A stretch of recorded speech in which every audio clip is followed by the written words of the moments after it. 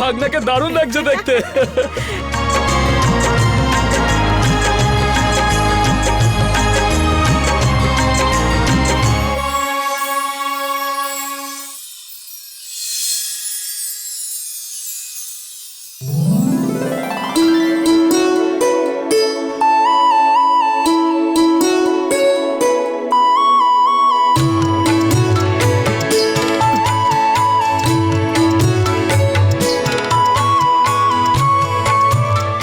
আরে দিদি তাড়াতাড়ি করো, তোমরা লগ্ন বয়ে যাচ্ছে যে, তাড়াতাড়ি করো, চল তাড়াতাড়ি।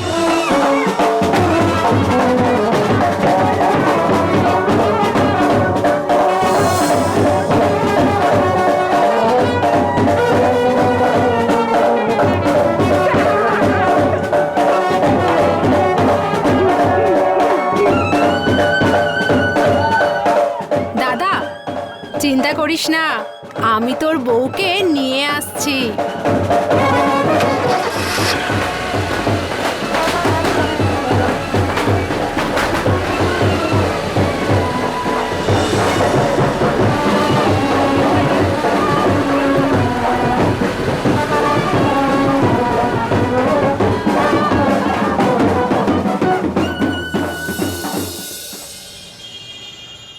আরে বরকে ডাকুন এবার, বিয়ের লগ্ন তো বয়ে যাচ্ছে দাদা।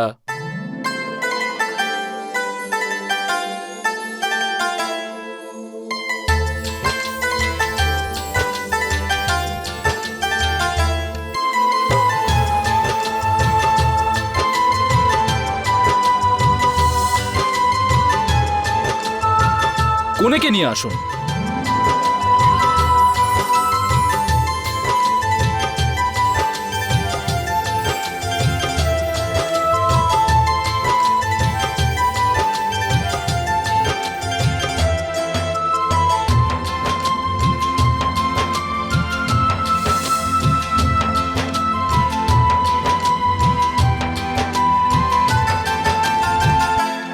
নমো নমো বিষ্ণু করুণা সিন্ধু দীনবন্ধু জগৎপথে গোপিত গোপী আকাঙ্ক্ষ পুণ্ডরীকাক্ষং রিধি বাচি নমস্তস্যৈ নমস্তস্যৈ নমস্তস্যৈ নমস্তস্যৈ নমো নমঃ। আপনারা দুজনে ভগবান শিব আর পার্বতীর নাম নিন।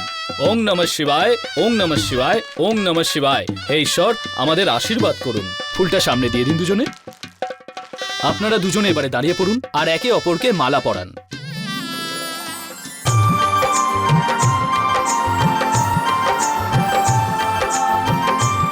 এবার বর কনেকে সিঁদুর পরাবে।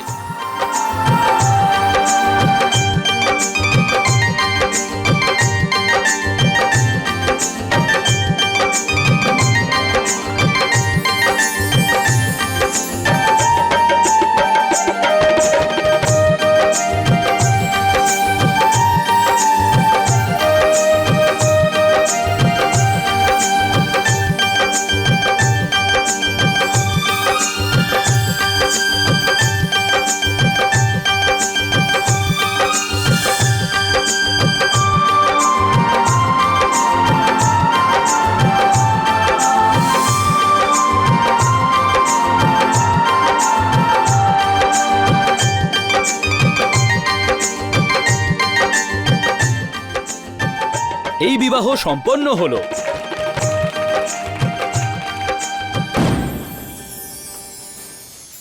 আরে বাবা বিনোদ, তাড়াতাড়ি আয়।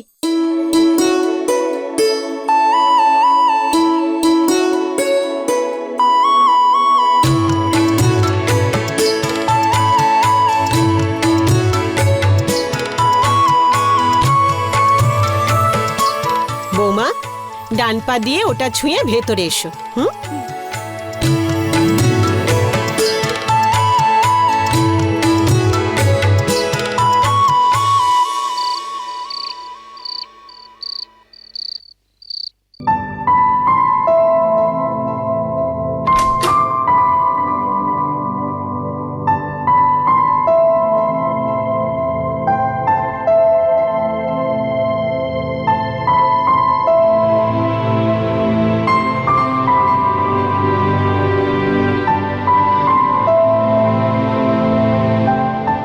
কি অদ্ভুত বিয়ে, তাই না? যাক, যা হয়েছে তাকে আমরা পাল্টাতে পারবো না, কিন্তু আমি তোমাকে একটা কথা দিচ্ছি, আজকে থেকে আমাদের প্রতিটা মুহূর্ত শুধুমাত্র আমাদের। আরে দাঁড়াও, আমার তোমাকে কিছু বলার ছিল। হ্যাঁ, তো বলো না। আসলে তুমি আমার কথা খারাপভাবে নেবে না তো? একদম খারাপ মনে করবো না, প্রমিস। আসলে কি বলতো, যাতে আমার একটা মনের মতো ছেলের সাথে বিয়ে হয়, সেই জন্য আমার মা শিবের ব্রত রেখেছিলেন। তো ভালো ছেলে পেয়েছো তো? হুম। তাহলে প্রবলেম কোথায়? না মানে ওই ব্রত পূর্ণ করার জন্য আমাকে আরেকটা ব্রত করতে হবে। হ্যাঁ, তো সেটাই কি প্রবলেম রয়েছে? আমাদের 1 মাসের জন্য আলাদা আলাদা শুতে হবে। মানে এই ব্রতর চক্করে আমাকে ভালো ছেলে হতেই হবে, তাই তো? তাহলে ঠিক আছে, কোনো প্রবলেম নেই, তুমি এখানে শান্তিতে ঘুমাও, আমি সোফাতে ঘুমিয়ে পড়ছি। আরে না না, আমি সোফাতে শুয়ে পড়ছি, তুমি এখানে শুয়ে পড়ো। আরে তুমি চিন্তা করো না, আমি ওখানে শুয়ে পড়বো।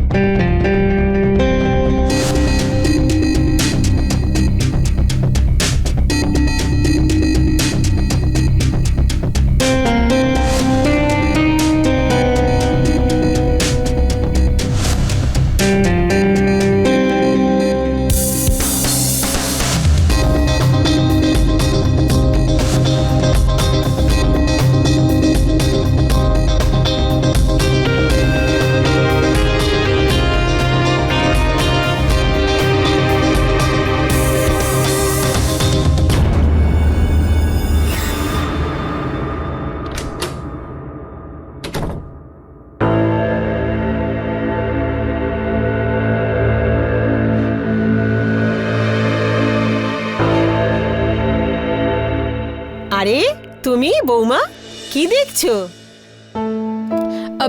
সুপ্রভাত মা। সুখে থাকো। আমি তোমাদের জন্য চা বানিয়েছি, আজকে এই চা তুমিই নিয়ে যাও। বিনোদের বেডটি খাওয়াটা অভ্যেস হয়ে গেছে, বেডটি ছাড়া ও জাগবে না। এখন তুমি এসে গেছো, তুমি এটা নিয়ে যাও।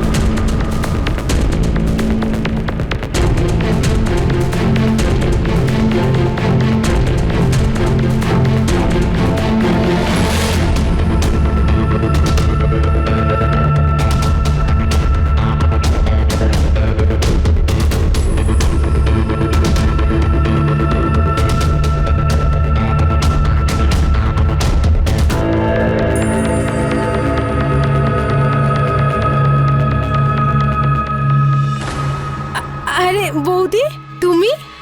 তোমাকে চা দিতে এসেছিলাম। তুমি আমাকে ওঠাওনি কেন? তুমি যে এত গভীরভাবে ঘুমোচ্ছিলে, তোমাকে ডিস্টার্ব করার আর ইচ্ছেই হয়নি। আচ্ছা এসব বাদ দাও, এই নাও চা খাও। আরে আর একটা কাপ কার জন্য? এটা এটা আমার জন্য। আরে তুমি দাদার সাথে চা খাবে না? কবিতা, তোমার সাথে চা খাওয়ার মজাটাই কিন্তু আলাদা। আচ্ছা, ননদকে পটানো হচ্ছে তাই তো? আচ্ছা বৌদি, আজ তো ভাত কাপড়ের অনুষ্ঠান, আর তুমি এখনো রেডি হওনি? রেডি রেডি তো আছি। ভাল লাগছে না? তোমাকে তো সব সময় খুব সুন্দর লাগে, কিন্তু কি বলো তো, আজকে আমাদের পাড়ার সব মহিলারা তোমাকে দেখতে আসবে, আর তার জন্য তোমাকে প্রচুর সাজতে হবে, গয়না পরতে হবে। আচ্ছা কবিতা, একটা কথা বলো না, সেজে গুজে থাকাটা তুমি পছন্দ করো তো? অফকোর্স বৌদি। আরে নতুন বিয়ে হয়েছে তোমার, সেই জন্য একটু সাজো গোজো, গয়না পরে সবাইকে দেখাও। কবিতা, যখন সবাই আসবে না, তখন তুমি আমার সাথে থাকবে তো? নিশ্চয়ই, আমি তোমার সাথে সব সময় থাকবো।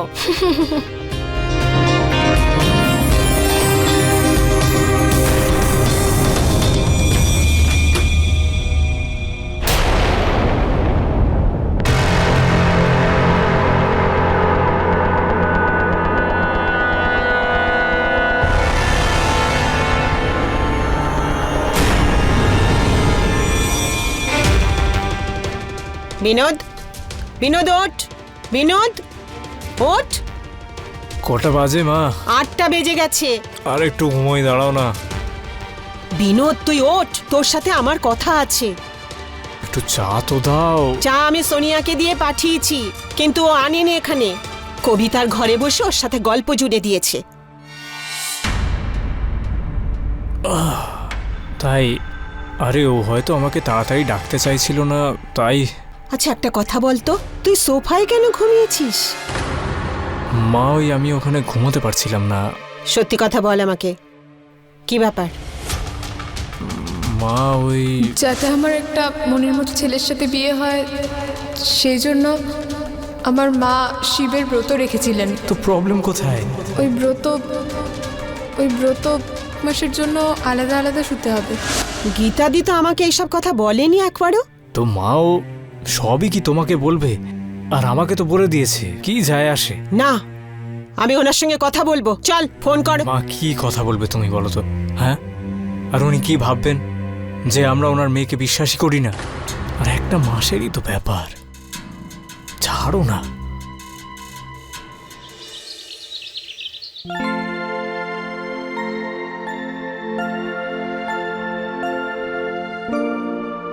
যাক, আমাদের বৌদি তো বেছে বেছে হীরের টুকরো মেয়ে এনেছে।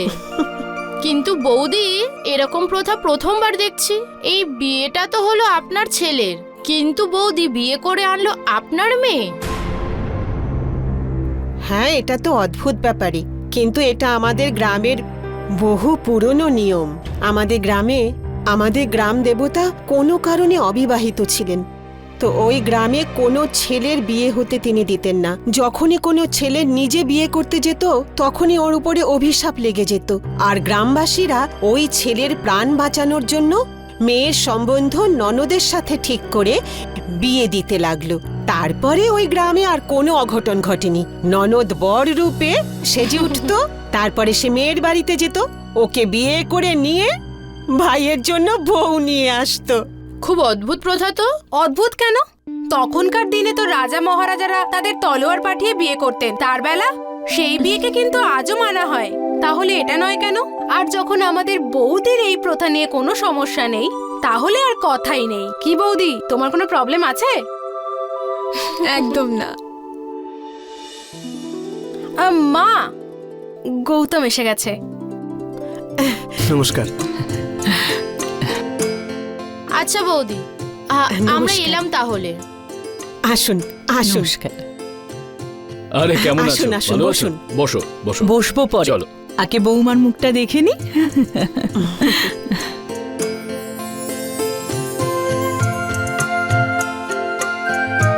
বৌমা, ইনি গৌতমের মা, প্রণাম করো। ও গৌতম, কবিতার হবু স্বামী।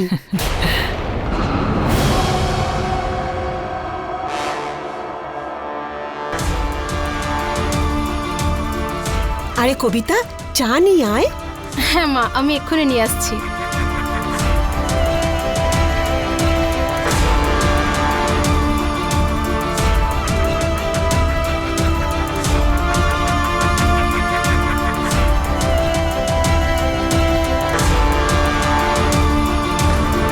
আরে আরে it's okay, it's okay, it's okay. আমি ঠিক আছি, তুমি আমাকে ওয়াশরুমটা দেখিয়ে দাও। হ্যাঁ হ্যাঁ, আসুন।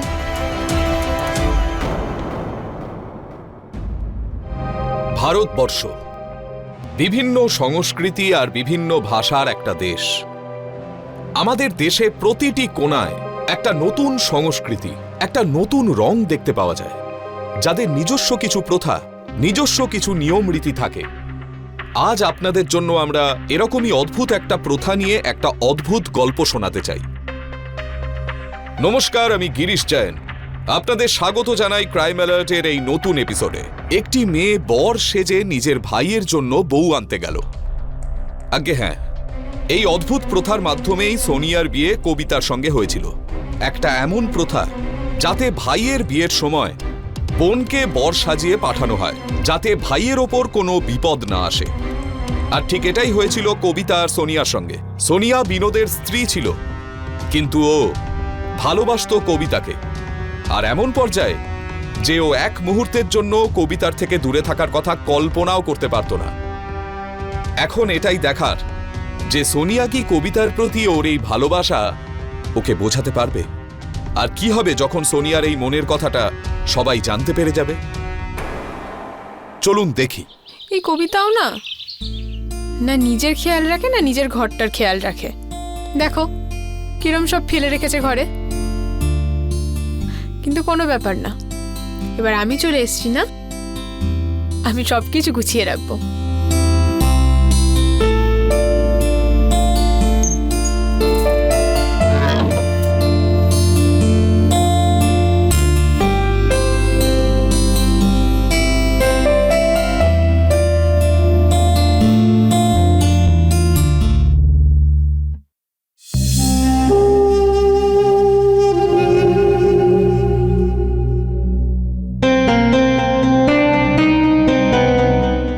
তুমি যখন নেই, তোমার ছবিটাই থাকুক।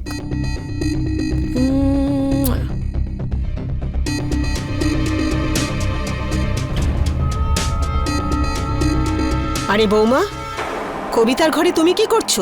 মা, কিছু না, এই সব এখানে ছড়িয়ে ছিটিয়ে ছিল তো, তাই এগুলো গোছাচ্ছিলাম। হ্যাঁ, এই মেয়েটা এইরকমই। যখনই কলেজ যায় 10খানা জামা কাপড় এখানে ছড়িয়ে চলে যায়, আর বই খাতাও এরকম ছড়িয়ে চলে যায়।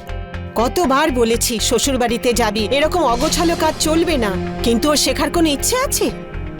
কিন্তু মা, আমরা ওকে বিয়েটা দিচ্ছি কেন? মানে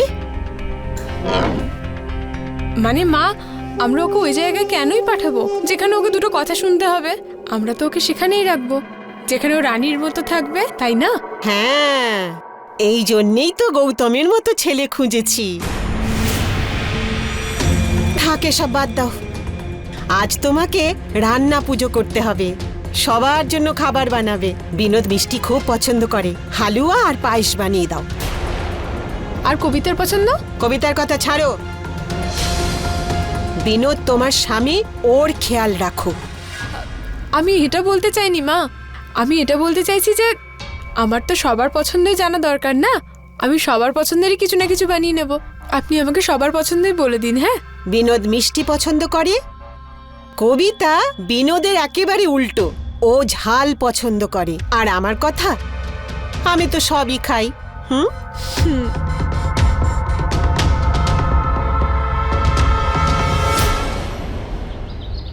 বৌদি, আর কতটা সময় লাগবে? খুব খিদে পেয়েছে। আরে ধৈর্য ধর, সবুরে মেয়েও ফলে। ওই ডোন্ট টেল মি, বৌদি কিছু মিষ্টি বানাচ্ছে। আরে তুই কেন এত লাফাচ্ছিস? আজকের দিনে মিষ্টি বানানোটা নিয়ম, আর বিনোদ তো মিষ্টি খুব পছন্দ করে। হ্যাঁ, যখন দাদার মিষ্টি পছন্দ তখন বৌদি মিষ্টিই বানাবে, তাই না? আবার কি, বউটা কার বলতো?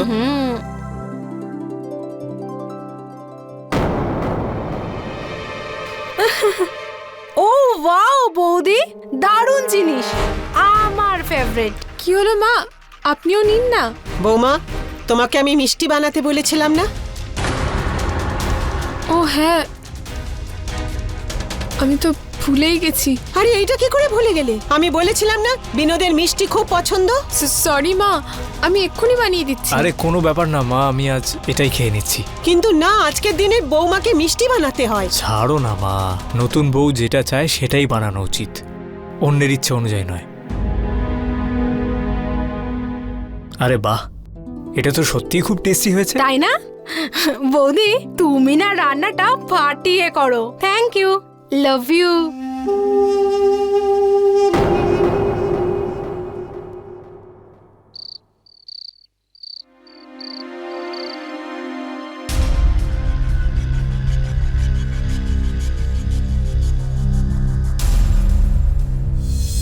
কতবার বলেছি শ্বশুর বাড়িতে যাবি, এরকম অগোছালো কাজ চলবে না, কিন্তু ওর শেখার কোনো ইচ্ছে আছে? ও গৌতম, কবিতার হবু স্বামী।